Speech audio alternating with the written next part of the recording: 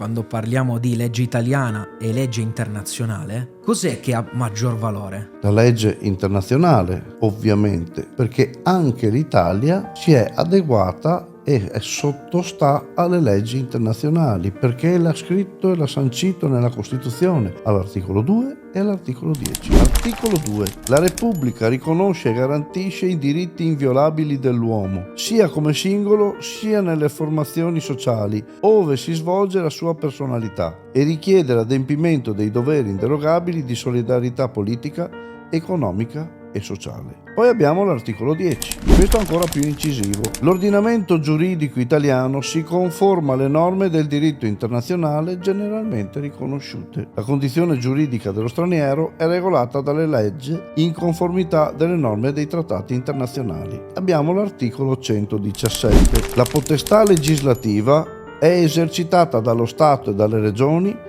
nel rispetto della Costituzione, nonché dei vincoli derivanti dall'ordinamento comunitario e dagli obblighi internazionali. Quindi vediamo chiaramente che anche nella Costituzione si rifanno alle leggi internazionali e si sottomettono alle leggi internazionali. E se lo Stato italiano non rispetta queste leggi internazionali, cosa sta facendo? Sta facendo una violazione, perché anche la Costituzione stessa dice che deve adeguarsi alle leggi internazionali. Le leggi internazionali sono l'unico limite alla sovranità nazionale. Quindi di fatto uno Stato con le sue leggi ha sempre poi un limite. Sì, dato dalle leggi dato internazionali. dalle leggi internazionali.